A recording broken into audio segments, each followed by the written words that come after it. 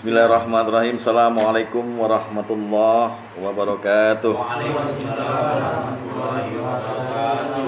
Bismillah, alhamdulillah, wassalatu wassalamu ala rasulillah Muhammadin ibn Abdillah wa ala alihi wa sahbihi wa mawalah, la hawla wa la quwata illa billah. Amma ba'du. Wa ya ibadallah, usikum wa nasibit taqullah wa ta'atihi la'alakum turhamun.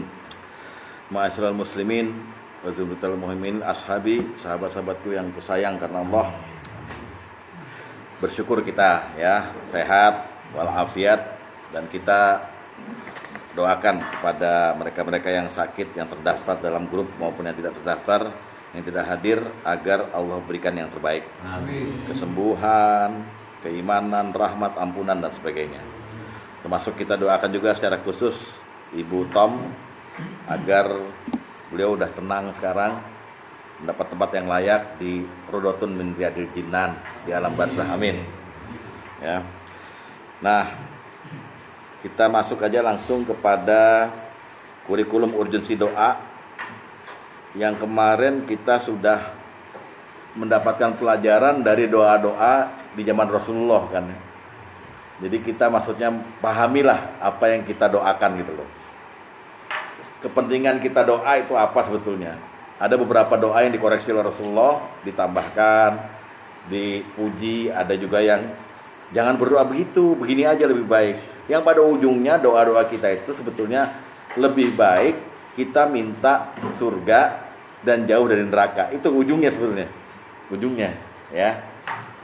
Nah, untuk memperkuat bahwa kita itu berdoa jangan sembarangan dan mesti pahami doa kita, saya akan membawa kisah Nabi Nuh malam ini. Kenapa Nabi Nuh? Nabi Nuh itu salah satu dari 5 ulil azmi, rasul-rasul yang digelari ulil azmi, yaitu yang punya keteguhan hati, ujiannya banyak, dakwahnya susah, musuhnya banyak. Hanya 5 rasul. Kedua, Nabi Nuh itu rasul pertama. Jadi Adam sampai, kan Nabi itu Allah ciptakan 124.000. Di antaranya 350 itu rasul. 315. Di antara Nabi dan Rasul ini yang kemudian disebut namanya dalam Quran dan hadis ada 25. Dari Adam, Idris, Nuh, Hud, Saleh, Ibrahim, Ishak, dan sebagainya terus sampai Isa, Muhammad. Jadi Muhammad atau khataman nabiyyin. Kemudian yang 25 ini yang rasul itu hanya beberapa. Rasul, nabi sama rasul perbedaannya begini. Nabi itu pembawa berita.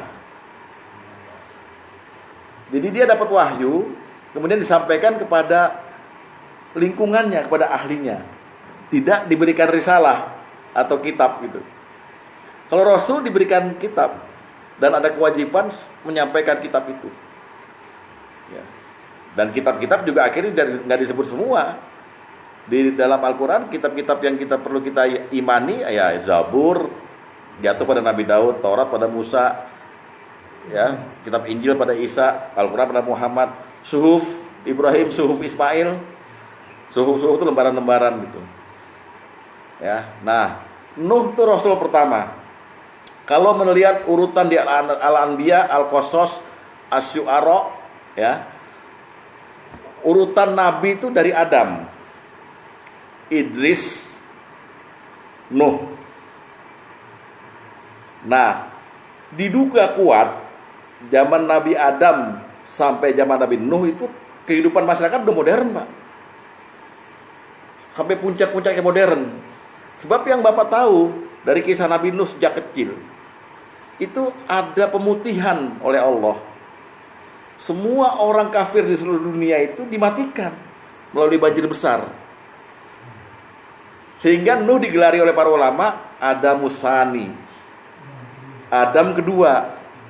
Kita ini turunan orang-orang yang bersama Nuh.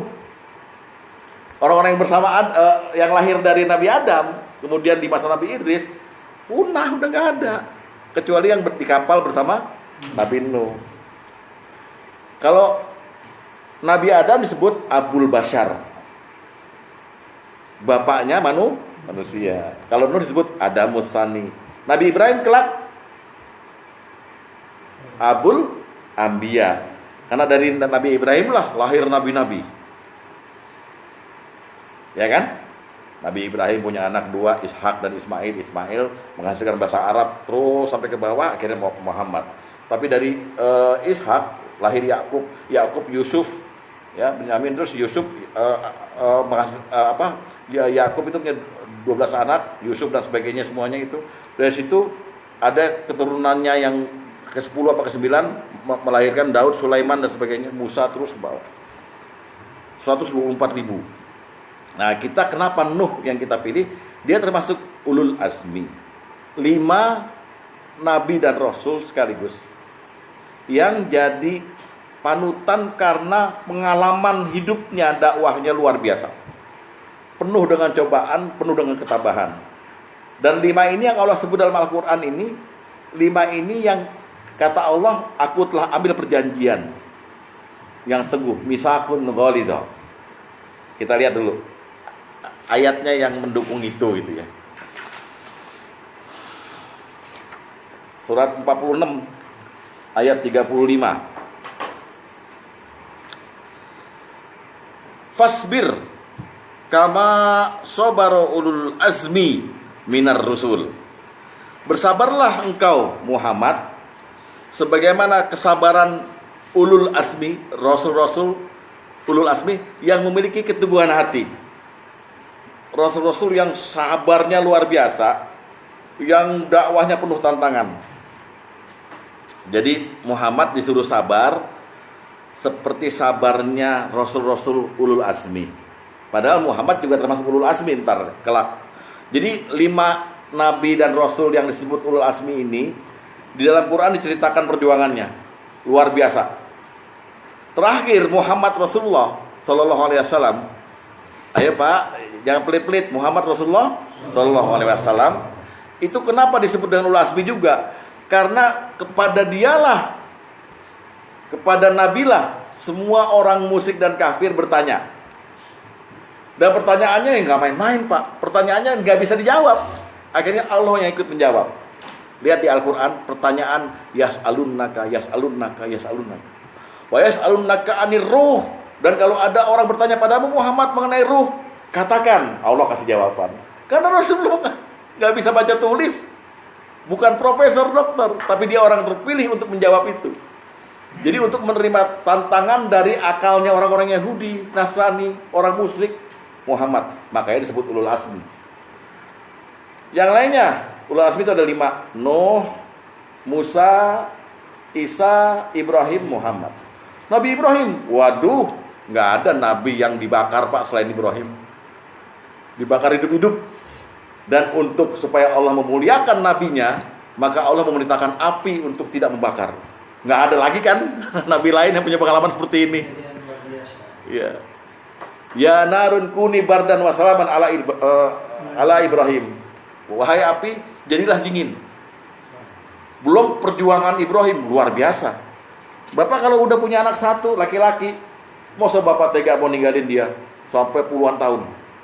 Nabi Ibrahim anaknya lahir procot, masih bayi merah, ditinggal di Mekah di tengah gurun sama ibunya, sampai diteriakin sama istrinya, sama Siti Hajar, kamu ini gimana, ini kita berdua ini nggak ada makanan, nggak ada apa.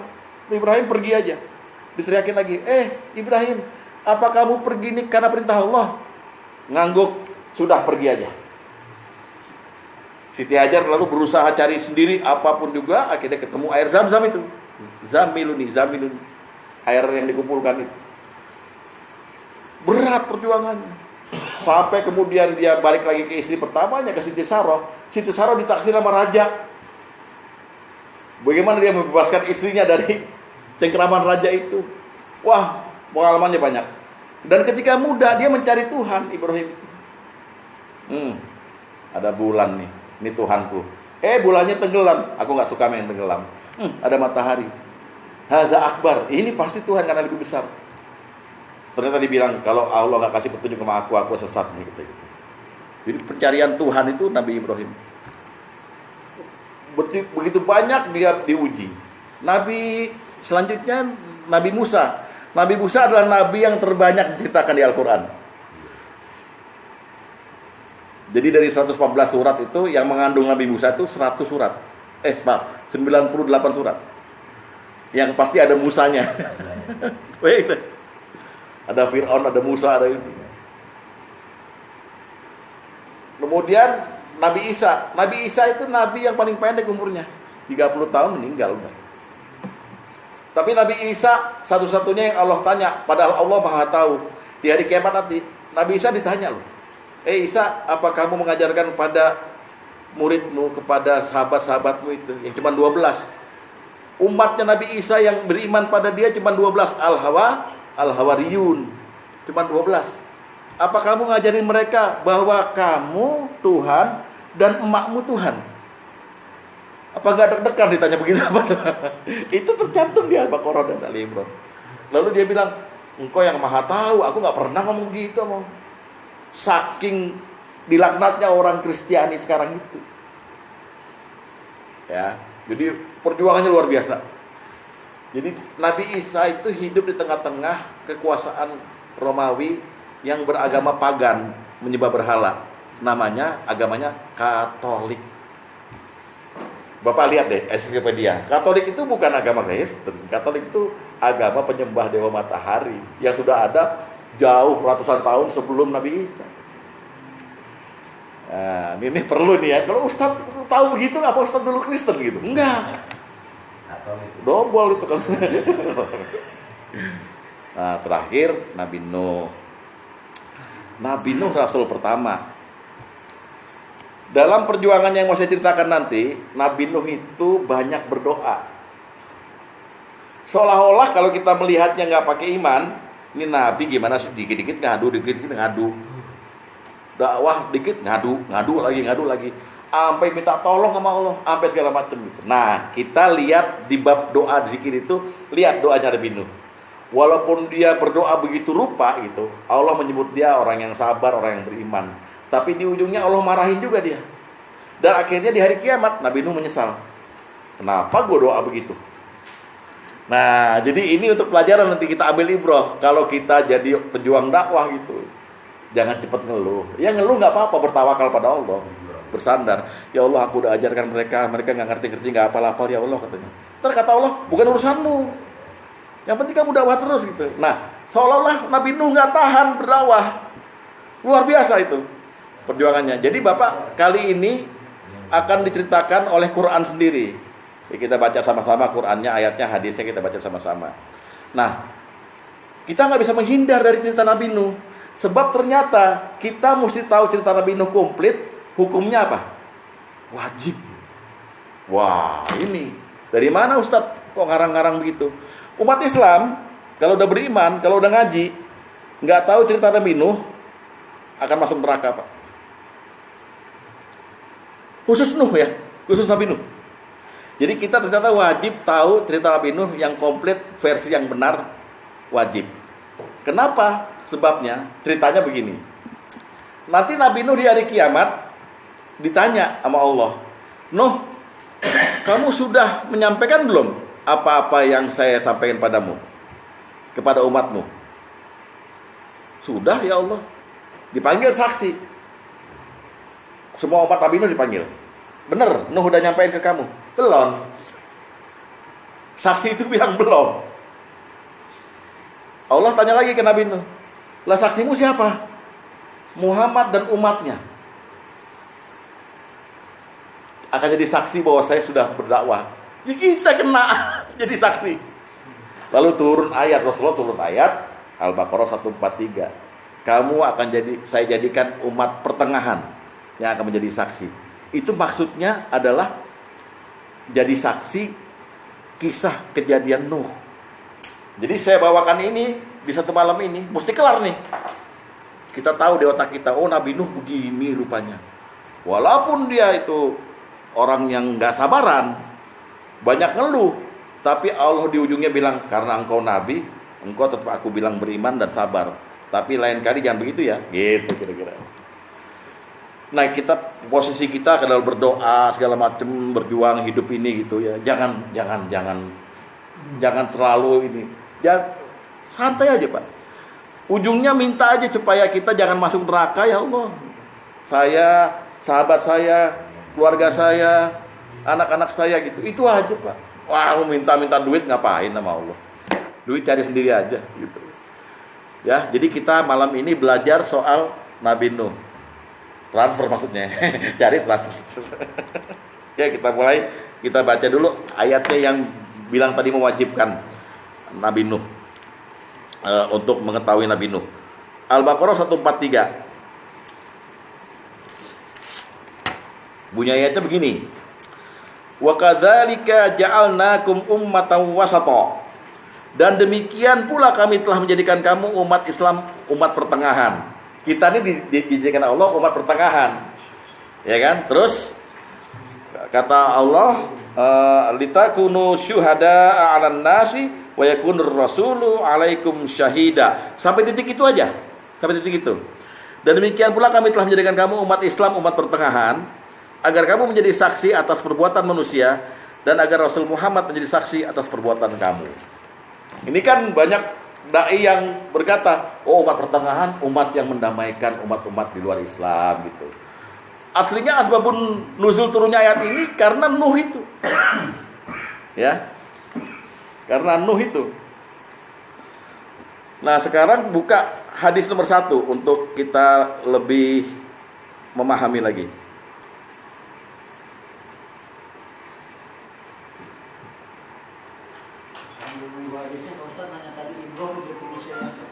Apa? Jembatan? Iya, kan udah pernah tuh kemarin. Waktu kita ngomongin haji atau apa? Iya, kematian. Jadi kita menyeberang gitu loh. Menyeberang menjadi Nabi Nuh kita nih. Untuk merasakan bagaimana perjuangan dia gitu. Iya. Kalau kita, iya. Mengambil ibrah. Kita yang jadi mati gimana gitu. Udah siapkah kita gitu. Makanya Rasul bilang kafa bil mauti wa idzah. Jadi kan mati itu pelajaran bagimu. Maksudnya mengambil ibrah. Ayo, buka hadis nomor 1. Udah saya kirim di grup. Hadis nomor 1, buka. Loh kan ya PDF mintanya. Enggak bagi. Yang di grup buat arsip aja. Ada di grup udah itu.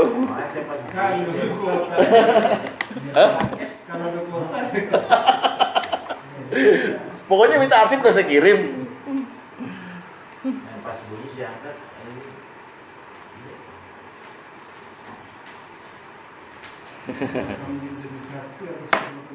Iya. Udah kan? Oke, hadis nomor pertama dari Abu Sa'id Al-Khudri. Dia berkata, Rasulullah SAW bersabda. Rasulullah yang ngomong ya. Oke? Ayo dibaca semuanya hadis nomor 1. Pak Yanto jangan nulis semua. Ya. Nabi Nuh didatangkan pada hari kiamat, lantas ditanya, "Sudahkah kamu menyampaikan?" Nabi Nuh menjawab, "Sudah wahai Tuhanku." Umatnya kemudian ditanya, "Apakah dia memang benar telah menyampaikan pada kalian?" Mereka menjawab, "Belum ada seorang memberi peringatan pada kita." Bandel nih umatnya. Ya. Lantas Allah bertanya lagi, "Siapa yang menjadi saksimu?" Nuh menjawab, Muhammadun wa ummatuh. Muhammad dan umatnya. Kemudian Rasulullah melanjutkan sabdanya, "Lantas kalian semua kita ini didatangkan dan kalian bersaksi untuk Nabi Nuh." Lalu Rasulullah membaca ayat yang tadi, "Wa kadzalika ja'alnakum ummatan wasata." Jelas wajib enggak? Kalau jadi saksi nggak tahu, materinya kita bilang aja, "Iya udah, tahu dari mana?" Enggak, gimana ya? Gitu. Wah, gelagapan kita, saksi palsu, masuk neraka. Gimana, mau nggak diceritain sekarang? Mau Nuh ini? Bayar dulu. Capek nih ngetiknya. Ya itu dia yang udah gue kirim juga. Sekarang kita ikutin cerita Nabi Nuh dari sini aja.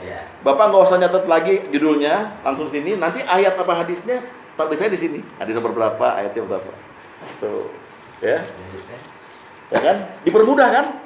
Dipermudah. Gitu. Nggak ada terima kasihnya Pak. Ya. Nggak apa-apa maksudnya. Ayo Dek. Butuh terima kasih juga. Nggak butuh. Yang penting ini. Nggak Pak, yang penting ini Pak. Yang penting materi. Lucunya ngaji di sini gitu kan? Banyak ketawa, banyak gila ya. Jadi ini yang cerita Nabi Nuh ini Allah. Nanti kita lihat berapa kali dia berdoa. Wah lah doanya banyak banget. Ada yang doanya. Apa? Ada yang ditegur doa. Iya ditegur nanti di akhirnya nanti ditegur dia. Ya kita lihat.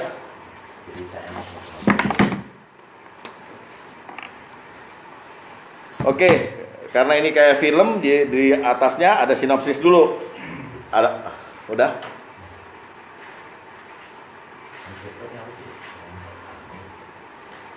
Bagaimana udah ambil dua? Tahu aja. Nah, oke kita mulai ya. Nomor 1 sinopsis itu pembukaan. Allah memperkenalkan dulu Nabi Nuh, ya. Kita lihat sinopsisnya. Pertama, rentang waktu dakwah Nabi Nuh. Buka surat Al-Ankabut surat 29 ayat 14 dan ayat 15. Al-Ankabut. Itu dicoret ya Pak ya, nomor A-nya ya kalau udah ya. Jadi 14 dan 15. Oke, lihat ya. Walaqad arsalna Nuhan ila qaumih. Dan sesungguhnya kami telah mengutus Nuh pada kaumnya. Falabisa fihim alfasanatin illa khamsin. Maka dia tinggal di antara mereka 1000 tahun kurang 50 tahun. Maka mereka ditimpa banjir besar dan mereka adalah orang-orang yang zalim. Maka kami selamatkan Nuh dan penumpang-penumpang bahtera itu, dan kami jadikan peristiwa itu pelajaran bagi semua umat manusia. Ini kan sinopsis nih. Jadi Allah cuma ceritain depan belakangnya doang. Yaitu Nuh itu usianya menurut hadis sahih, usia Nabi Nuh ada 1200.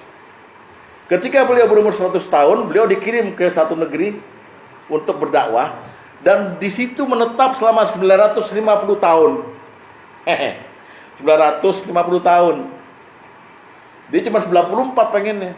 Nuh 950 tahun. Ada kemungkinan secara sejarah, secara historis masih keturunan Nabi Adam. Nabi Adam itu kan tingginya berapa? 30 hasta, 60 hasta atau 30 meter.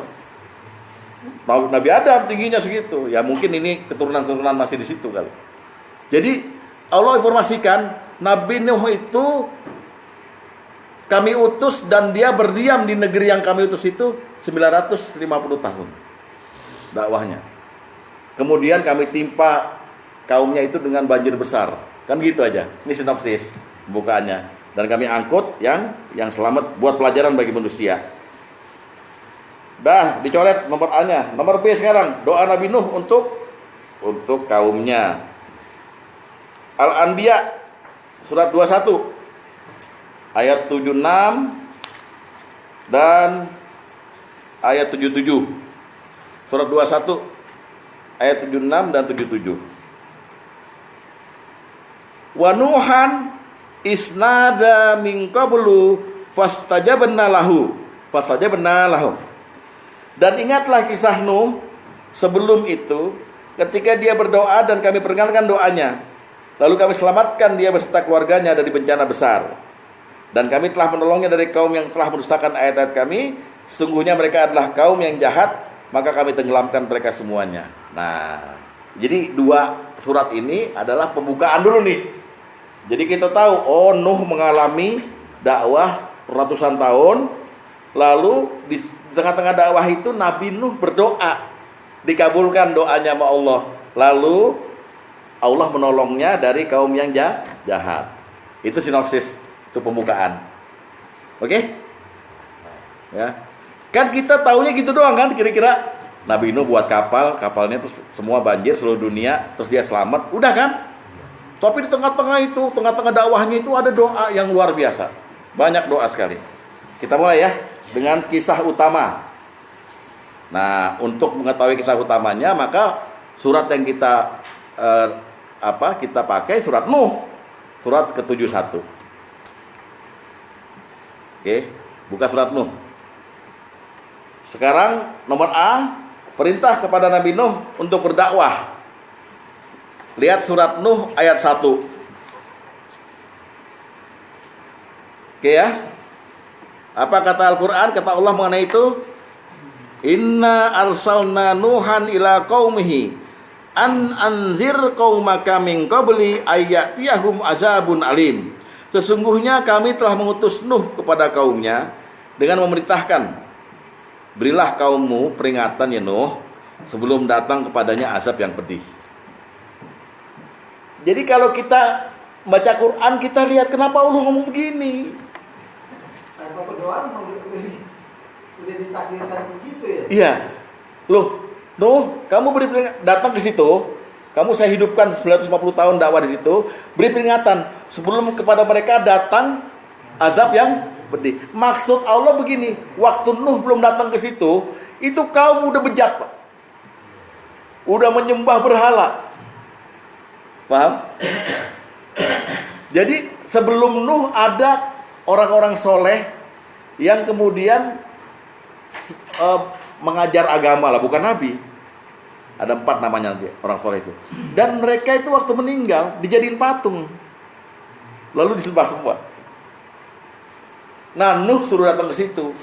Dah, kamu dakwah, bilang sama mereka itu salah sebelum azab mereka. Ya, oke. Sekarang nomor B-nya, dakwah utamanya apa? Lihat surat Nuh ayat 2, 3 dan 4. Ya, surat Nuh ayat 2, 3 dan 4. Ini dakwah utamanya. Jadi Bapak di daftar isi ini ditulis tadi nih, nomor ini Nuh ayat 1, terus Nuh ayat 2, 3, 4 gitu ya.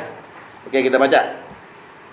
Nuh berkata, "Hai kaumku, sesungguhnya aku adalah pemberi peringatan yang menjelaskan padamu." Ini kenalan.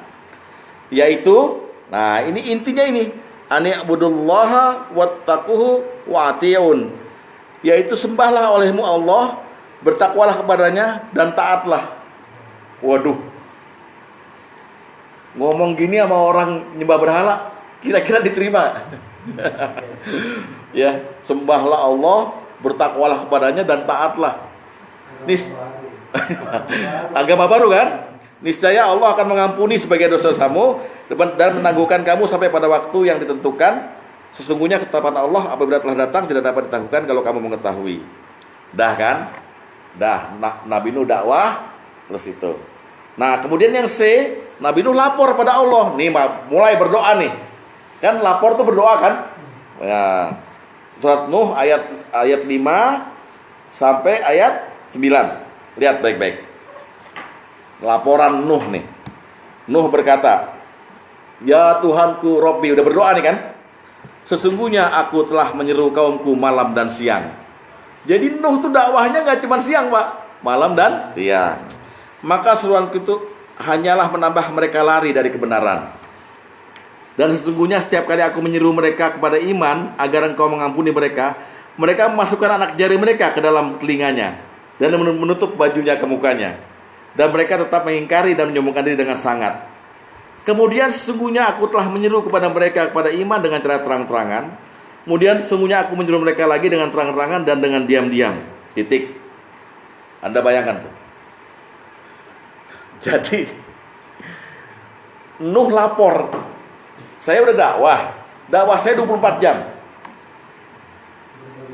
Selama 950 tahun 24 jam dakwah.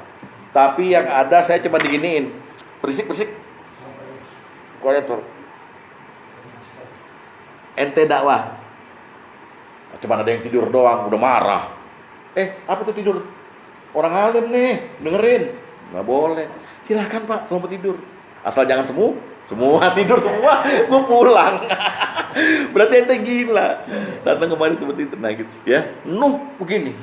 Baru kemudian Nuh waktu berdakwah ditanggapi, dikasih julukan. Julukannya di nomor D tuh.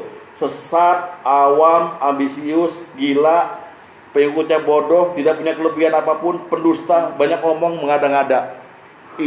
Ini yang didapat oleh Nuh ratusan tahun dari kaumnya. Gak ada yang beriman.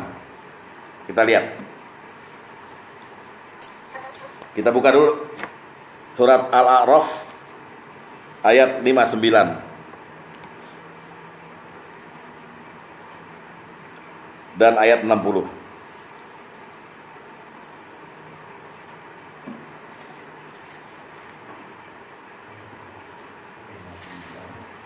Oke, surat 7 ya. Ayat 59 dan 60 udah ya. Sesungguhnya kami telah mengutus Nuh pada kaumnya. Lalu dia berkata, "Wahai kaumku, sembahlah Allah, sekali-kali tidak ada Tuhan bagimu selainnya. Sesungguhnya kalau kamu tidak menyembah Allah, aku takut kamu akan ditimpa azab yang besar." Pemuka-pemuka dari kaumnya berkata, "Inna lanaraka fi dhalalim mubin." Nuh, kami melihat kamu tuh sesatlah. Pertama dijulukin sesat. Luar biasa. Saya kan marah Bapak kalau dakwah di sini, Toto Bang Aman bilang, "Anda sesat ini ngajarin begini." Marah. Itu yang dilaporin Nuh ke Allah. Ini kaumku ini luar biasa ya Allah. Sampai-sampai aku dijuluki sesat. Lalu buka Al-Mu'minun surat 23 ayat 23. Surat 23 ayat 23, 24 dan 25. Surat Al-Mu'minun ya. Al-Mu'minun ayat 23, 24 dan 25. Lihat ya. Walaqad arsalna Nuhan ila qaumi, dan sesungguhnya kami telah mengutus Nuh pada kaumnya. Lalu dia berkata, "Hai kaumku, sembahlah oleh kamu Allah, karena sekali-kali tidak ada Tuhan bagimu selain Dia. Maka mengapa kamu tidak bertakwa padanya?" Maka pemuka-pemuka orang yang kafir di antara kaumnya menjawab, "Haza illa basyarum mislukum." Orang ini enggak lain hanyalah manusia seperti kamu, orang awam. Satu, ya orang awam udah ya. Yang bermaksud hendak menjadi orang yang lebih tinggi dari kamu. Orang yang ambisius. Nah, dan kalau Allah menghendaki, tentu Dia mengutus beberapa orang malaikat. Belum pernah kami mendengar seruan seperti ini pada masa nenek moyang kami dulu. Dia tidak lain hanyalah seorang laki-laki yang berpenyakit gila. Udah loh. Sesat, awam, ambisius, gila. Bapak kalau digituin sama orang gimana? Pak Tom. Bapak jadi guru, digituin sama muridnya bagaimana? Sesat, awam, ambisius, gila. Perasaan Bapak gimana? Makanya dia lapor sama Allah. Umatku ini aku dakwahin ratusan tahun siang malam, cuman begini doang, gila gitu. Ya, ini namanya ulil azmi. Nabi Rasul yang diberi keteguhan hati menghadapi ujian begini. Ya, Pak Asep aja dibilang gila tersinggung, ya kan? Tapi Pak Asep bukan nabi. Masa Asep alaihissalam? Ya kan nggak mungkin ya. Terus surat 11, surat Hud ayat 25 sampai 27.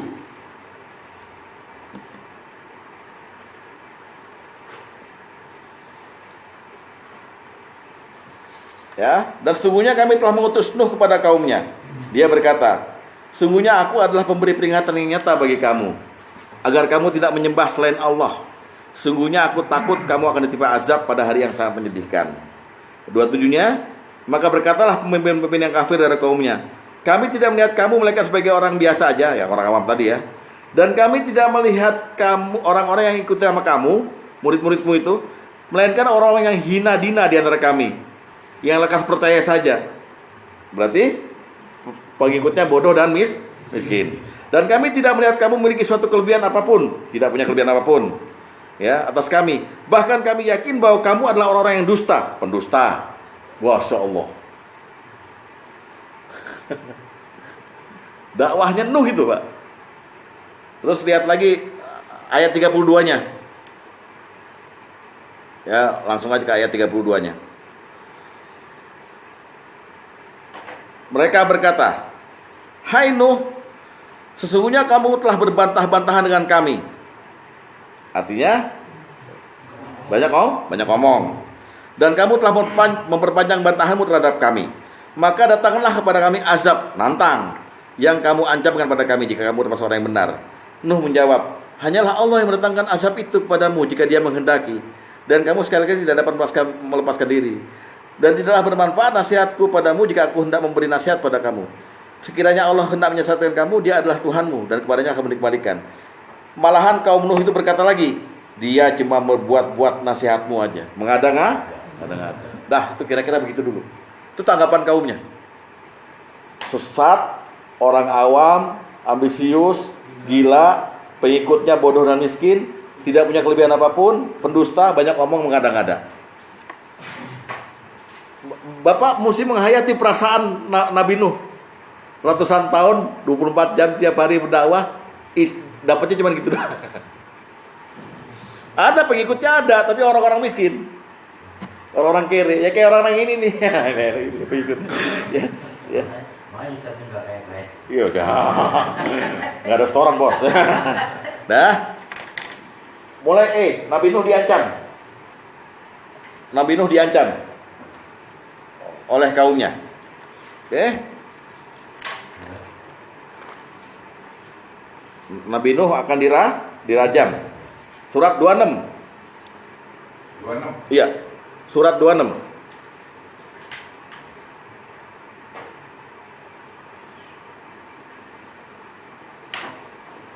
Ayat 105 sampai 116. 105 sampai 116. Dicatat Pak ayatnya di situ di indeks itu. Kaum Nuh telah mendustakan para rasul. Ketika saudara mereka berkata pada mereka, Nuh maksudnya, kenapa kamu gak bertakwa? Sungguhnya aku adalah rasul kepercayaan itu padamu. Maka bertakwalah pada Allah dan taatlah padaku.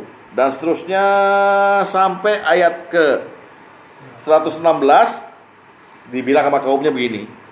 Sungguh jika kamu tidak mau berhenti, hai Nuh, niscaya benar-benar kamu akan termasuk orang-orang yang dirajam. Ini jangan lihat kalimat ini secara baca letter-letter aja. Ini maksudnya ancamannya luar biasa gitu. Ayo, saya bunuh kamu. Kalau kamu terus ngomong, saya bunuh kamu.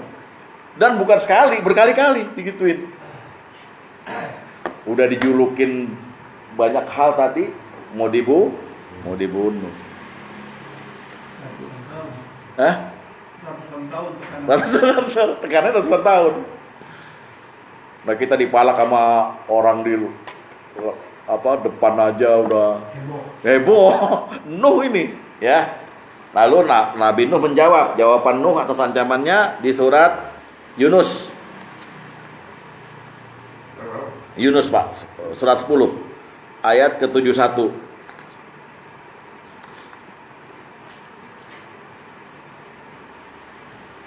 Oke. Lihat ya. Dan bacakanlah kepada mereka berita penting tentang Nuh di waktu dia berkata kepada kaumnya, hai kaumku, in kana kabura alaikum maqami, jika terasa berat bagimu tinggal bersamaku dan peringatan kepadamu dengan ayat Allah, maka kepada Allah aku bertawakal. Karena itu bulatkanlah keputusanmu dan kumpulkanlah sekutu-sekutumu untuk membinasakanku. Kemudian janganlah keputusanmu itu dirahasiakan.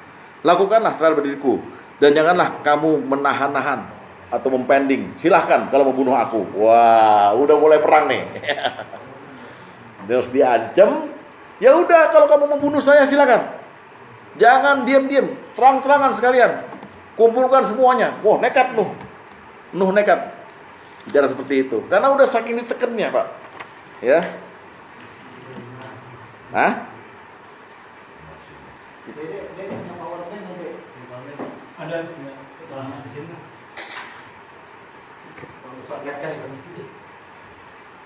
Oh, karena Qurannya dari situ ya? Iya. Quran dari situ. Sama aja sama yang lain mah.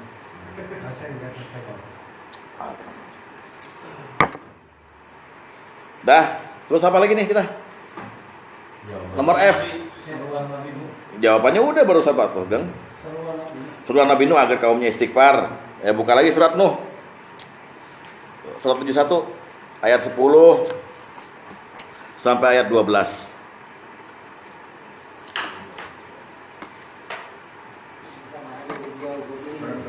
Surat Nuh lagi. Surat Nuh lagi, balik lagi. Kenapa Pak Agus? Iya, udah mulai nih. Tapi Nabi Nuh sempat berdakwah menyuruh kaumnya istighfar. Maka aku katakan kepada mereka, Fakultus taghfiru rabbakum innahu kana ghafara. Ya, yursilis samaa 'alaikum midrara. Ya. 10 sampai 12. Surat Nuh kan? Maka aku katakan pada mereka, mohonlah ampun kepada Tuhanmu, sungguhnya Dia adalah Maha Pengampun. Niscaya Dia akan mengirimmu hujan kepadamu dengan lebat dan membanyakkan harta dan anak-anakmu dan mengadakan untukmu kebun-kebun dan mengadakan pula dalamnya untukmu sungai-sungai. Ini Bapak tolong ambil ayat ini terus yakini dalam hati sekarang, kalau kita istighfar Allah kasih rezeki. Gitu maksudnya, ya. Banyak-banyak istighfar, banyak-banyak rezeki. Mal lazimal istighfar. Terus ya ja'alahu min sidqin maroja, terus ya wa yarzuqu min haitsu la yahtasib. Nah, udah ya, jadi Nuh nyuruh istighfar. Nah, terus kita lompat dulu, nggak langsung mengenai dakwah Nabi Nuh. Dakwah Nabi itu cuma tauhid dan dakwah tentang hari kiamat dan ciri-ciri hari kiamat, termasuk adanya Dajjal. Nah, dakwah tauhidnya di mana? Surat Nuh juga, ayat 13 sampai ayat 20. Udah kita habisin surat Nuh tuh. Dia sampai 28 kan? Ya, kita lihat ayat 13 sampai ayat 20. Mengapa kamu tidak percaya kebesaran Allah? Malakum la tarjuna lillahi waqara. Padahal Dia sesungguhnya telah menciptakan kamu dalam beberapa tingkatan kejadian. Tidakkah kamu perhatikan bagaimana Allah telah menciptakan 7 langit bertingkat-tingkat? Dan Allah menciptakan padanya bulan sebagai cahaya dan menjadikan matahari sebagai pelita. Dan Allah menumbuhkan kamu dari tanah dengan sebaik-baiknya. Kemudian Dia mengembalikan kamu ke dalam tanah dan mengeluarkan kamu daripadanya pada hari kiamat dengan sebenar-benarnya. Dan Allah menjadikan bumi untukmu sebagai hamparan, supaya kamu menjalani jalan-jalan yang luas di bumi itu. Ini dakwahnya.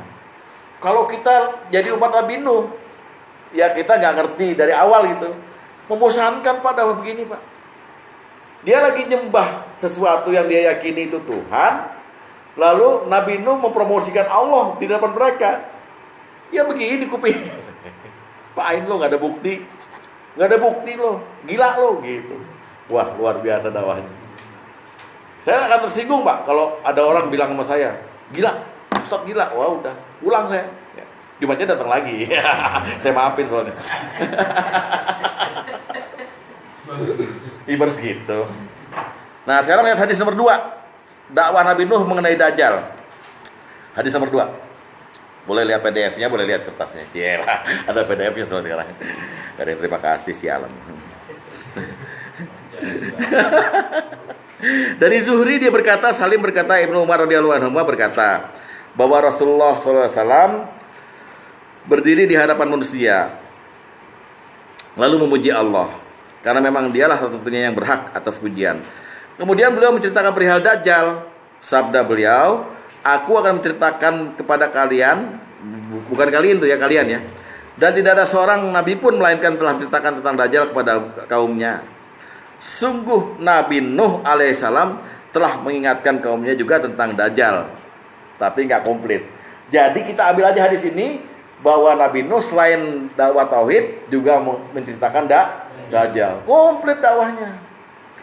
Cuman barangkali Allah nggak kasih tahu kita Nabi Nuh tuh ngajarin juga fikih syariat apa enggak itu, sholat atau apa itu. Tapi yang jelas kayaknya yang ditekanin ke kaumnya Nuh adalah akidah.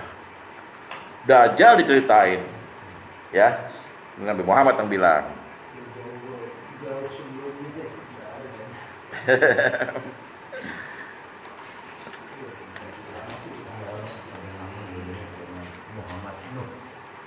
Muhammad Nuh. Iya, 2 nabi sekaligus. Ada teman SMA saya, Muhammad Said Isa Hidayatullah.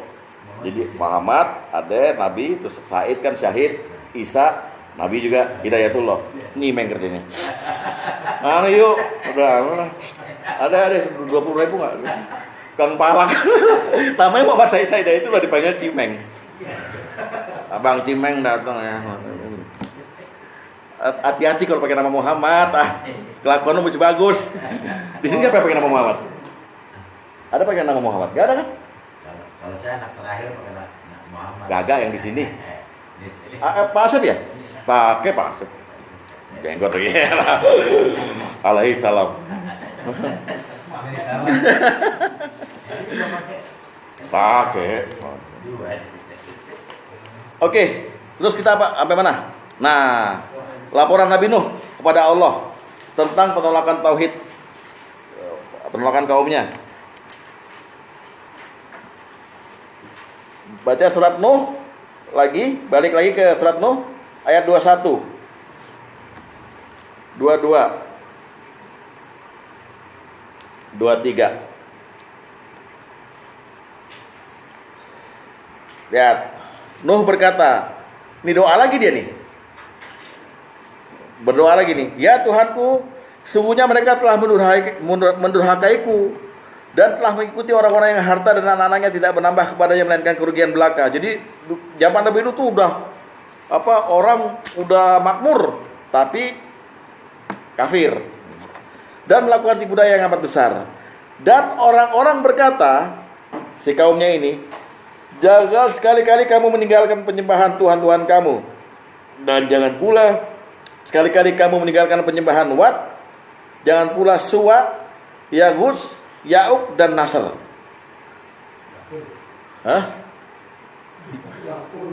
Yaghus, Ya'uq dan Nasr. Jadi Nabi Nuh dakwah tauhid, mereka tolak. Mereka bilang, Tuhan-Tuhan kita jangan sampai ditinggalkan. Nah, kelak nih Yahud segala macam ini akhirnya sampai juga ke bangsa Arab melalui, kan Nabi Nuh kan waktu naik kapal banjir semua dimatikan oleh Allah di bumi kecuali yang di kapal itu ada 40 pasang. Nah, ntar mereka menghasilkan keturunan-keturunan yang diantara mereka ada juga yang musyrik, menghidupkan lagi ini nanti gitu loh. Lihat hadisnya. Luar biasa nih Pak, kalau penyembahan patung luar biasa nih. Hadis nomor 3 ya. Dari Ibnu Abbas radhiyallahu anhu, saya berita dari Rasulnya ya. Dia berkata, ya, bahwa berhala-berhala yang dulu diagungkan oleh kaum Nabi Nuh di kemudian hari kelak nanti setelah ribuan tahun tersebar di bangsa Arab. Wat menjadi berhala untuk kaum Kaab di Daumah Al-Jandal, Suwa untuk Bani Huzail, Yakus untuk Murad dan Bani Gutaif di Jauf, tepatnya di Sabah. Adapun Ya'uq untuk Bani Hamdan, sedangkan Nasr untuk Himyar keluarga Zulkala. Itulah nama-nama orang soleh dari kaum Nabi Nuh. Ketika mereka wafat, setan membisikkan kepada kaum mereka untuk mendirikan berhala pada majelis mereka dan menamakannya dengan nama-nama mereka. Maka mereka pun melakukan hal itu, dan saat berhala itu belum disembah hingga mereka wafat. Sudah itu setelah ilmu tiada, maka berhala pun disembah. Jadi nama-nama itu tadi Wat, Yakut kata Pak Rudi, siapa Suwa, itu nama-nama orang soleh sebelum Nuh datang ke situ. Nuh kan dakwah padahal dia berusia 100 tahun nih, baru dakwah ke situ. Itu nama orang soleh dijadiin berhala. Dan kelak nanti ini kata Rasulullah, berhala-berhala itu udah ribuan tahun muncul lagi di bangsa Arab yang ngelilingin Ka'bah tuh loh. Ada Hubal, Manat, segala macam itu. Dari sana asalnya. Makanya Nabi musuhnya juga umat musyrikin. Innal ladzina kafaru min ahlil kitabi wal musyrikina penyembah berhala. Dari zaman Nabi Ibrahim ribuan tahun sampai Nabi Muhammad, Ka'bah yang terus berdiri itu kena banjir, ada lagi tetap itu dibuat tawaf, tapi ada berhala di sekelilingnya. Makanya Rasulullah balik lagi ke Mekah dari Madinah untuk menghancurkan itu. Jadi perjuangannya Rasul lihat, ya, luar biasa. Baru setelah itu kemudian kita masuk ke bagian akhir dari kisahnya, yaitu proposal dan pengaduan Nabi Nuh. Proposal dan pengaduan Nabi Nuh. Saking dakwahnya udah luar biasa gitu, ditolaknya, maka Nabi Nuh mengajukan proposal. Ini mengajukannya lewat doa semua. Oke. Proposalnya apa? Lihat surat Nuhnya sendiri, ayat 26 dan 28. Ya.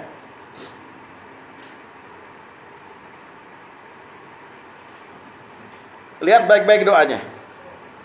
Nuh berkata, waqala Nuhan, Rabbi la tazar alal ardi minal kafirina dayara. Ya Tuhanku, janganlah Engkau biarkan seorang pun di antara orang kafir itu tinggal di atas bumi. Sesungguhnya jika Engkau biarkan mereka tinggal, niscaya mereka akan menyesatkan hamba-hambamu, dan mereka tidak akan melahirkan selain anak yang berbuat maksiat lagi sangat kafir. Ya Tuhanku, ampunilah aku, ibu bapakku, orang yang masuk ke rumahku dengan beriman, dan semua orang yang beriman laki-laki dan perempuan, dan janganlah Engkau tambahkan bagi orang zalim itu selain kebinasaan. Ini proposal nih. Aku udah capek, tapi kan Nabi nggak mungkin bilang capek. Dakwahku udah begini aja disambutnya, cuman 40 dikali 2, cuman 80 orang beriman ketika itu. Maka Nabi Nuh berdoa, jangan ada orang kafir di bumi ini. Menurut pandangan manusia, bahwa doanya Nabi Nuh hanya untuk mengusir orang kafir kaumnya aja. Tapi apa jawaban Allah? Bikin kapal, bikin banjir, semua manusia di dunia mati.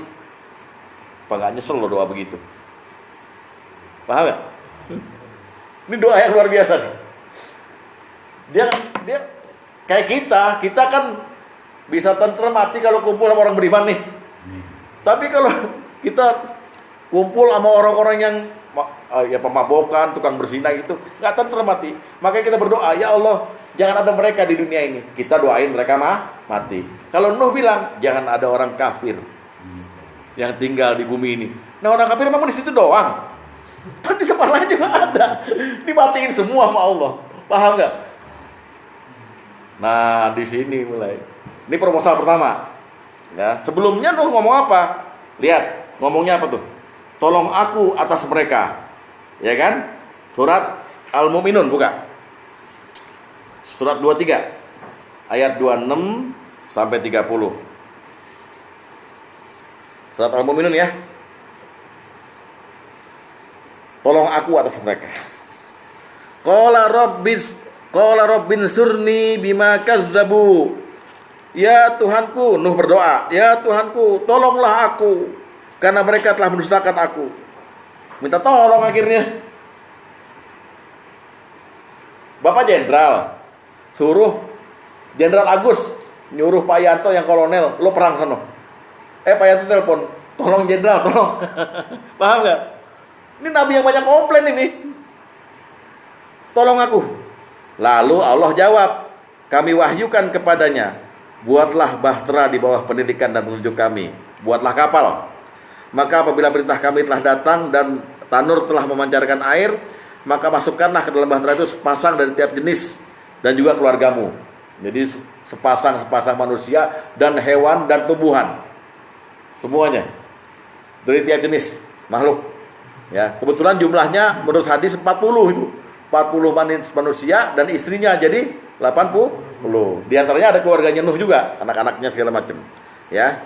Terus kecuali orang yang telah lebih dahulu ditetapkan akan ditiba azab di antara mereka. Dan janganlah kamu bicarakan dengan aku tentang orang-orang yang zalim, karena sungguhnya mereka itu akan ditenggelamkan. Apabila kamu dan orang-orang yang bersamamu telah berada di atas bahtera itu, ucapkanlah alhamdulillahilladzi apa tuh? Alhamdulillahilladzi najana minal qaumidz zalimin. Segala puji bagi Allah yang telah menyelamatkan kami dari orang zalim. Dan berdoalah, ya Tuhanku, tempatkanlah aku pada tempat yang diberkati, dan Engkau adalah sebaik-baik yang beri tempat. Sungguhnya pada kejadian itu benar-benar terdapat beberapa tanda kebesaran Allah, yang benar-benar azab dan surga. Jadi sebelum Nuh bilang orang kafir tuh dia habisin aja nih, jangan tinggal di bumi, Nuh minta tolong dulu. Tolong aku, mereka udah mendustakan aku, capek. Saya baru tahu tuh dihabis, cuman nggak habis sampai sekarang. Apanya? Nggak kafir. Ya itu nanti ada infonya. Ya, terus Nuh juga punya proposal yang kedua. Putuskanlah ya Allah dan selamatkanlah. Surat 26 ayat 117 sampai 122. Ini Bapak mau siapa cerita beginian? Ntar kan jadi saksi. Jadi saksi, kata Allah, emang di mana di Qur'annya? Ada itu pernah dijelasin ya. Ya. Surat 26 ayat berapa? 117 sampai 122. Lihat. Nuh berkata, Ya Tuhanku, Robbi, sesungguhnya kaumku telah mendustakan aku. Nah, ini baru proposalnya. Maka itu adakanlah suatu keputusan antara aku dan antara mereka, dan selamatkanlah aku dan orang-orang yang mukmin bersertaku. Wah, ini. Jadi udah makin minta perlindungan nih. Tolonglah aku, sekarang adakanlah keputusan yang pas, yang pasti antara aku sama mereka. Lalu dijawab sama Allah, maka kami selamatkan Nuh dan orang yang bersertanya dalam kapal yang penuh muatan. Kemudian setelah itu kami tenggelamkan orang yang tinggal, ya, dan sebagainya. Sampai ke 122. Nah, itu proposal yang kedua. Yang ke berapa? Yang kedua ya. Ya. Yang ketiga. Yang keempat sekarang. Apa? Bendera putih. Padahal ratusan tahun dan masih kuat aja, tapi akhirnya nyender ke Allah, bertawakal. Gitu. Makanya kalau untuk dakwah Pak, masih dakwah cuekin apa-apa, masih belum kayak Nabi Nuh kamu, ya kan, biasa aja. Ya, terus proposal yang keempat, ayo baca. Keempat kok. Ketiga. Aku kalah, menangkan aku. Surat Al-Qamar. Surat 54, surat apa tuh? Qamar ayat 9 sampai ayat 16.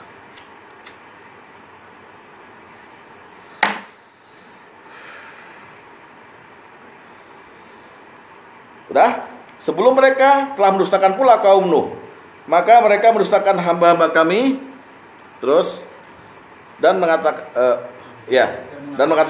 dia seorang gila dan dia pernah diberi ancaman.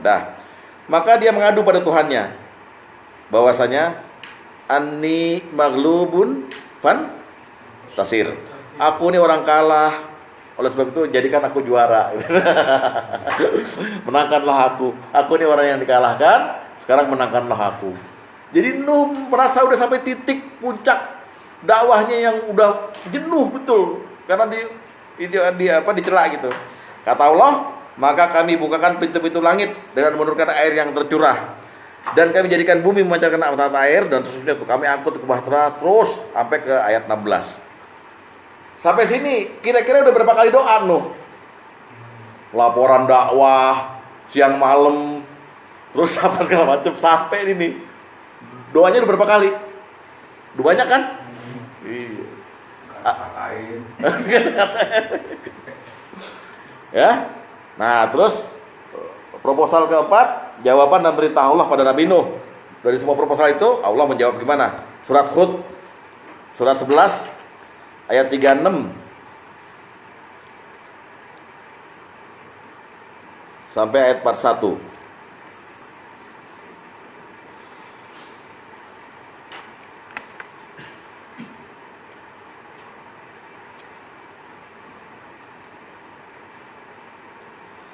Dan diwahyukan kepada Nuh bahwasanya sekali-kali tidak akan beriman di antara kaummu kecuali orang yang telah beriman saja. Allah kasih info. Jadi kamu dakwah ratusan tahun itu Nuh, hasilnya yang beriman sedikit, yang nggak beriman bakal banyak.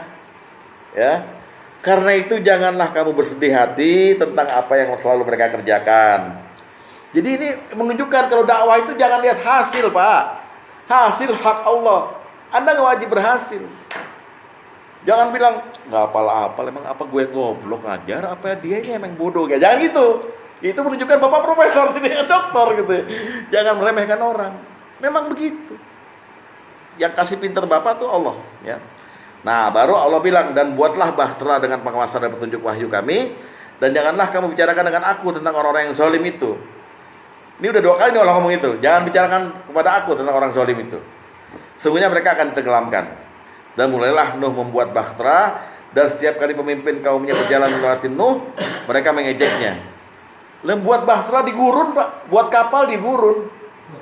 Sekarang Bapak bayangkan, kita buat kapal di mana, Pak? Di PT PAL, di pinggir laut kan? Namanya shipyard. Pabrik pembuatan apa? Kapal. Atau galangan kapal. Sekarang boleh nggak kita berandai-andai? Ini zaman Nabi Nuh udah ada shipyard nih pasti, mestinya. Tapi si Piarnya di tengah gurun. Makanya diejek, ya buat kapal nggak salah loh.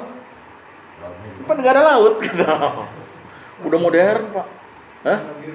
Iya, makin gila-gila aja kan. Dah. Jadi ini seru ceritanya Pak.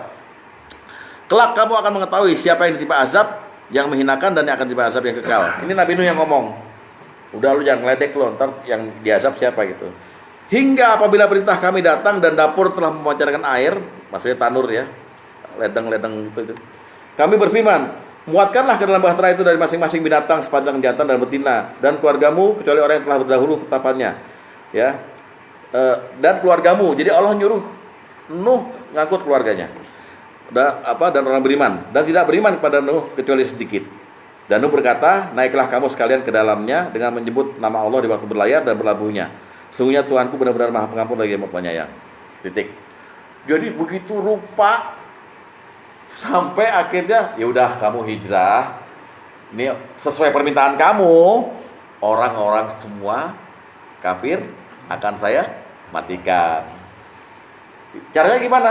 Ya kalau bapak di kamar mandi banyak kecoa, mendingan disiram semua. Siram semuanya. Ini juga bumi disiram semua. Lah kan ada orang lain, ada nabi-nabi lain di wilayah lain, ada orang soleh. Masuk surat Al-Qasas. Takutlah kamu kepada azab yang bukan hanya dinimpakan kepada orang zalim padamu secara khusus. Ulama bisa kena, nabi juga bisa kena. Gara-gara doanya nabi, rasain loh. Hati-hati. Jangan berdoa sembarangan. Ya Allah, bapak punya musuh, sering dijolimin sama musuh. Ya Allah, matikan dia itu. Kan yang ada di benak bapak, Allah mau matikan dia, udah kalau dikabulkan. Belum tentu. Mungkin lewat kejadian yang dia naik pesawat rupanya ini musuh bapak. Satu pesawat mati semua. Gimana? Nyesel bapak dengernya. Ya, mati. Gitu. Nah, gitu ya. Ini. Tapi walaupun Nabi Nuh berdoa begitu dan dikabulkan segala macam, Allah tetap memujinya lewat kedudukan Nabi Nuh. Nah, kita lihat sekarang. Suratnya surat 37. Ya, surat 37 ayat 75 sampai ayat 81. Allah tetap bersalawat kepada Nabi Nuh, memberi salam. Surat 37 ayat 75 sampai ayat 81. Sesungguhnya Nuh telah menyeru kami, berdoa pada kami, maka sesungguhnya sebaik-baik yang mengabulkan adalah kami. Dan kami telah menyelamatkannya dan pengikutnya dari bencana yang besar. Dan kami jadikan anak cucunya orang-orang yang melanjutkan keturunan.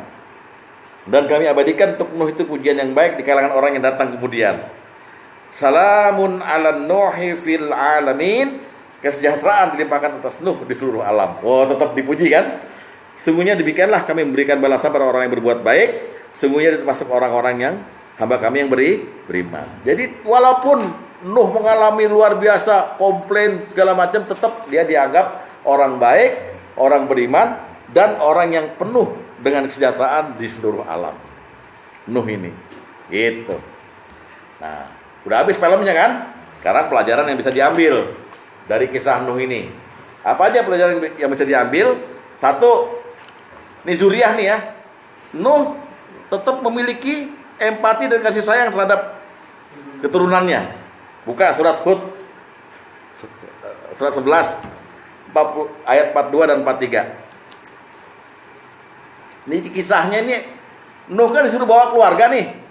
Ya kan? Bawa keluarganya juga ke kapal. Anaknya nyangsang.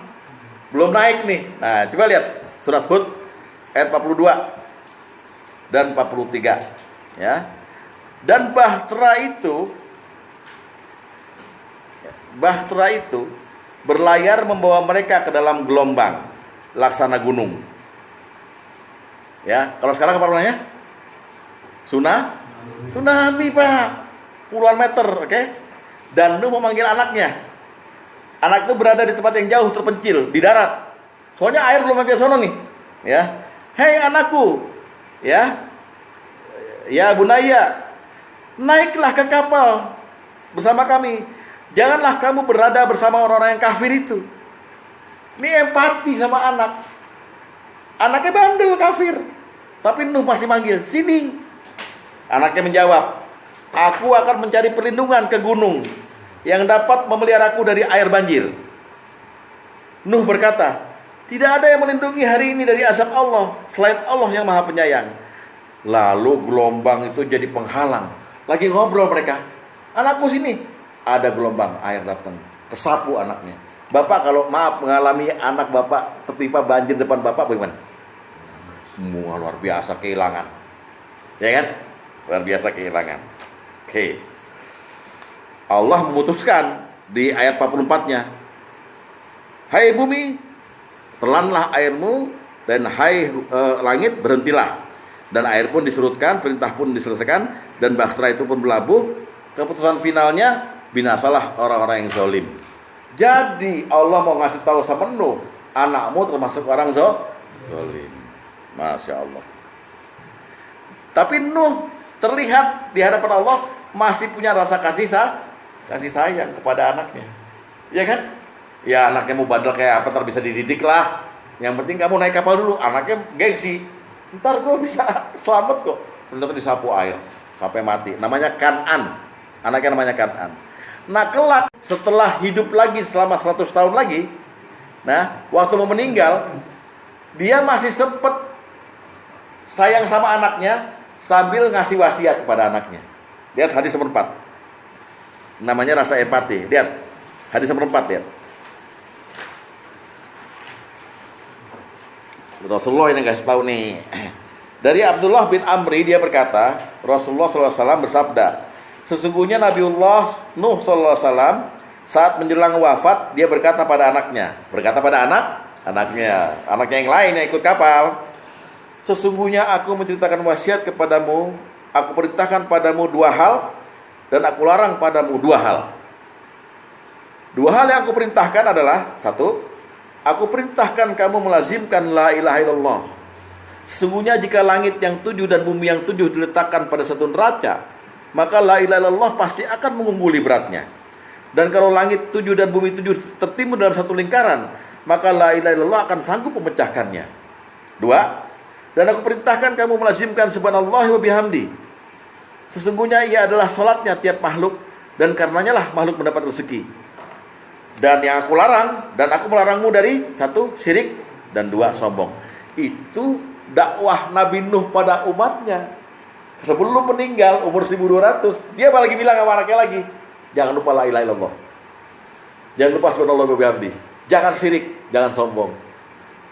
Cakep enggak? Nah, itu rasa empati dan kasih sayang dia pada anaknya berumat. Sempat gitu. Itu pelajaran yang bisa kita ambil. Bahwa Nuh masih sayang walaupun anaknya itu tidak seiman dengan dia, ya, anaknya kafir, dan ketika dia mau meninggal masih sempat, jangan lupa tauhid, jangan syirik, jangan sombong. Oke? Nah, dikit lagi, Pak. Apa tuh? Nah, nomor 2, jangan berdoa tanpa mengetahui hakikatnya, dan jadilah orang yang berilmu. Nah, Nuh ditegur. Kita lihat sekarang surat Hud lagi, ayat 45. Ketika mengetahui bahwa anaknya tenggelam, maka Nuh bilang, wanada Nuhu rabbahu faqala rabbi, dan Nuh berseru pada Tuhannya sambil berkata, ya Tuhanku, sesungguhnya anakku itu yang tenggelam itu termasuk keluargaku. Kan kamu bilang bahwa silahkan muat semua keluargamu ke kapal. Kenapa dia tenggelam? Ya. Dan sesungguhnya janji engkau itu loh yang benar. Engkau adalah hakim yang seadil-adilnya. Jadi dia nagih.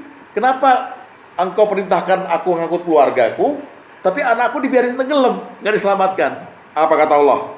Allah berfirman, hai Nuh, sesungguhnya dia bukanlah termasuk keluargamu. Sungguhnya perbuatannya adalah perbuatan yang tidak baik. Sebab itu janganlah kamu memohon padaku sesuatu yang kamu tidak mengetahui hakikatnya. Nih pelajaran. Ya. Terus sesungguhnya aku berkata padamu supaya kamu jangan termasuk orang yang tidak berpengetahuan atau orang yang bodoh. Janganlah kamu berdoa padaku yang kamu tidak tahu hakikatnya. Nuh kan bilang tadi, ya Allah, jangan ada orang kafir di muka bumi ini. Iya, prosesnya kan lo taunya cuma orang kafir yang lo benci aja itu yang mati. Ternyata seluruh dunia dihabisin sama Allah. Pak, Bapak lihat Aceh tuh yang mati 300.000 tsunami. Itu jutaan dolar datang ke situ semuanya gitu. Repot orang, Pak. Tim SAR, FPI semua ke situ. Ini seluruh dunia, Pak, yang kena bencana. Nuh waktu mendarat bergelimpangan mayat di mana-mana. Apa enggak? Coba Bapak bayangkan dulu. Makanya Allah peringatkan, jangan jadi bodoh dong, jadi orang. Dan saya udah 2 kali bilang, mengenai orang zalim, kamu jangan ngomongin sama aku. Maksudnya Allah mau bilang, anakmu itu loh, anakmu zalim. Tapi Allah juga perintahkan, keluargamu diangkut semua. Ternyata ada anaknya yang mati.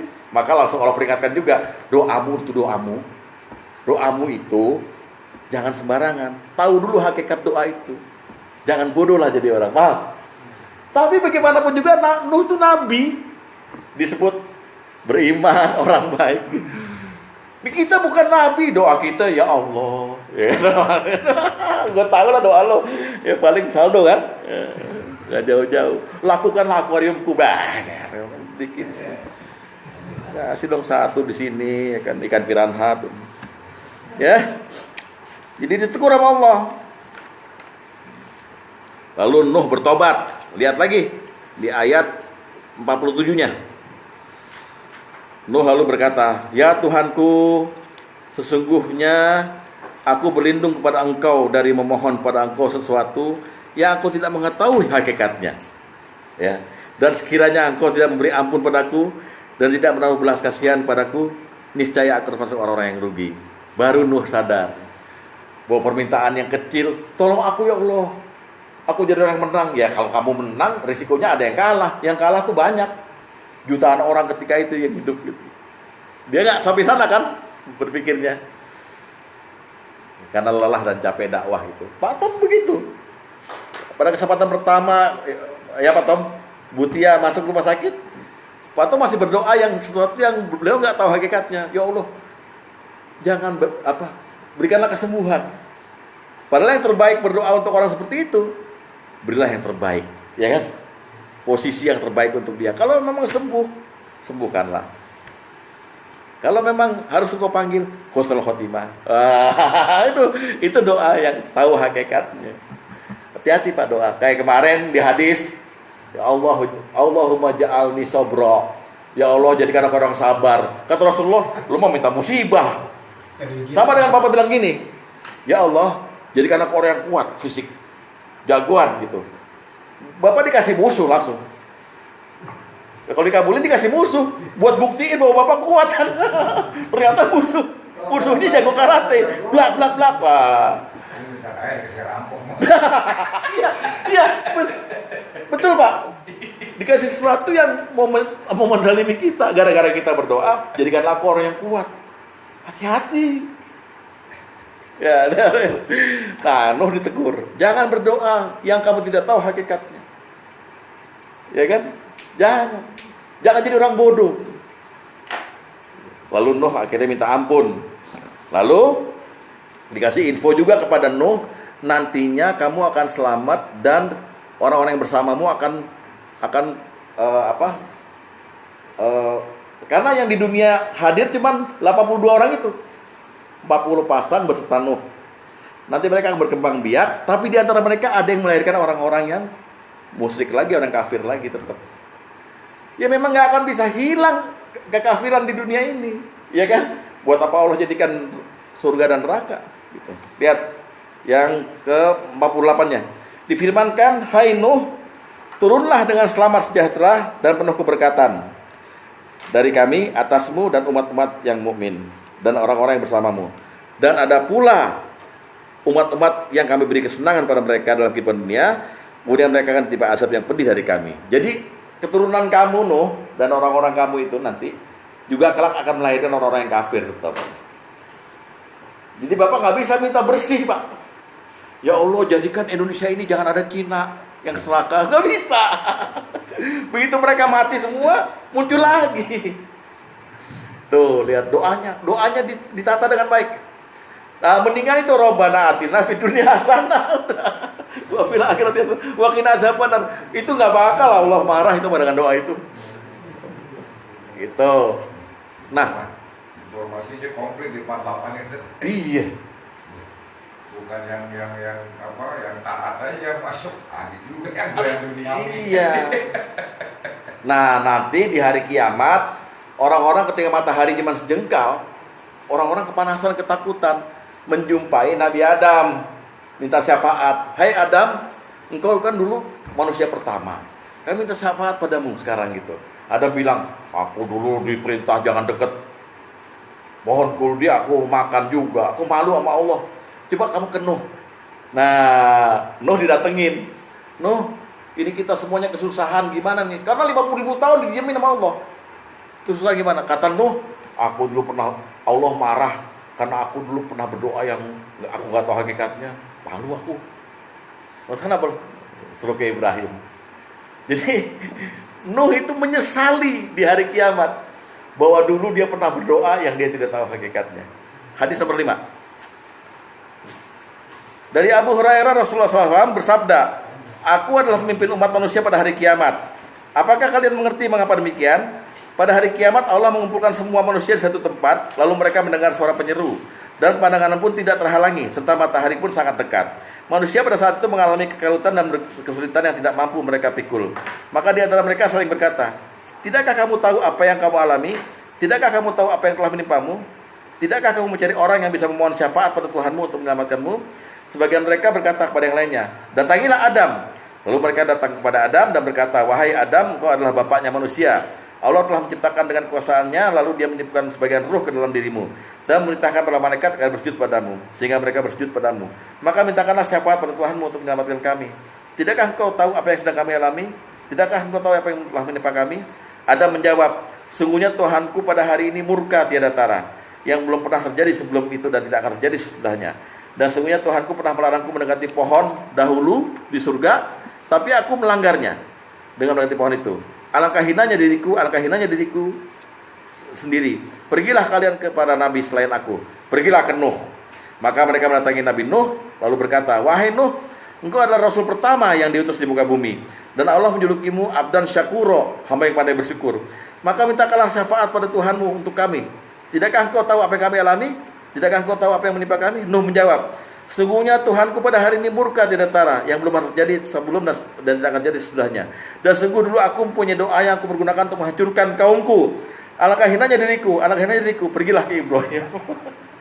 Justru luar biasa.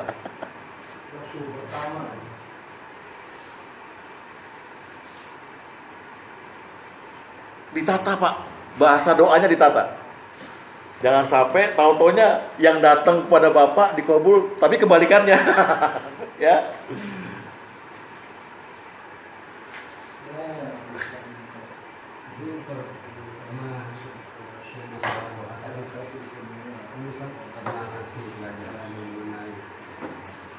Siapa yang mendapat hak doa orang berani ya. Hati-hati ketika dia berdoa, maka malaikat turun dan mengabulkan apa yang dia minta buat orang lain, buat diri dia dan orang lain. Kemarin itu baru? Iya. Berarti sama yang dimaksud tadi kan? Iya enggak, kalau Nabi Nuh justru doa dia menghancurkan umat manusia. Jadi bukan ya Allah berilah dia apa rezeki, nanti dia juga dapat sama dengan diaminkan oleh malaikat. Enggak. Ini dia hancurkan orang kafir di muka bumi, jangan ada yang tinggal di muka bumi ini. Memang betul untuk dakwah Nabi Nuh yang senior ini luar biasa permintaan itu kan. Ya Allah udah menghargailah ratusan tahun gitu. Terakhir nomor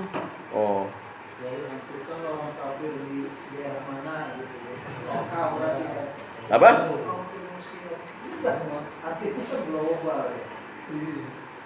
Ya artinya global. Nah ya, sekarang terakhir kewajiban mengimani kisah ini. Kewajiban mengimani kisah ini. Kenapa kita wajib? Akhirnya karena kita terjadi saksi, Pak.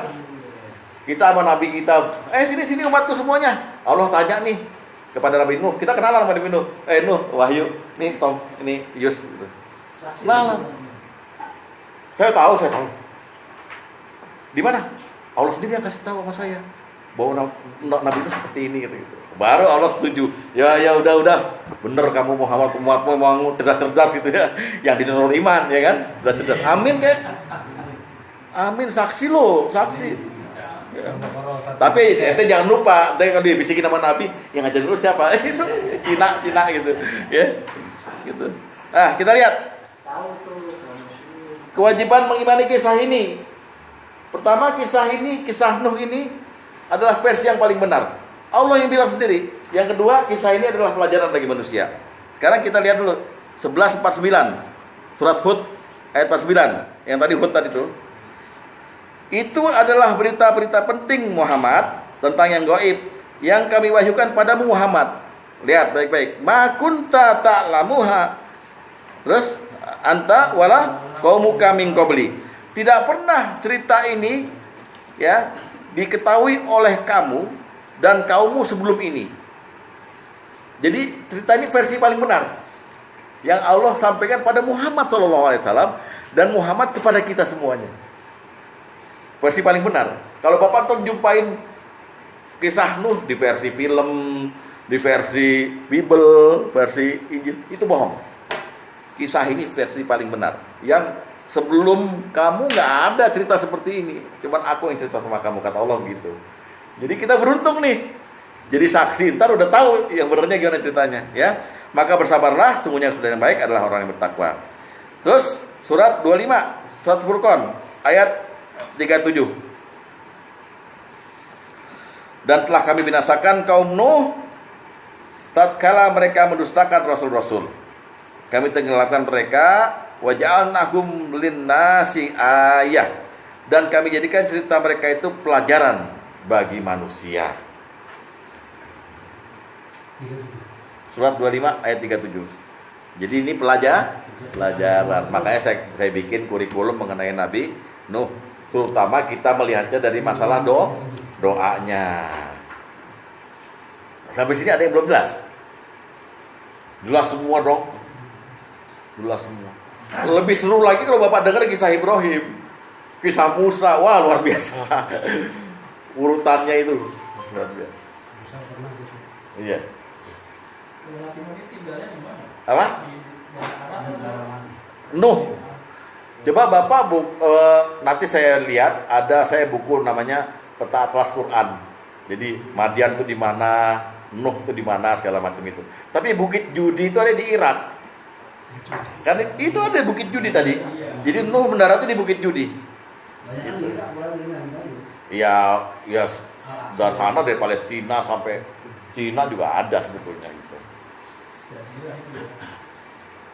Jazirah Arab kan cuma di situ doang tuh yang begini. Sampai laut mati di sini di Israel. Seluruh dunia lah mestinya ada. Gitu. Jadi yang Nabi Asmi apa Asmi? No. Oh iya, Nabi Asmi ya? Iya.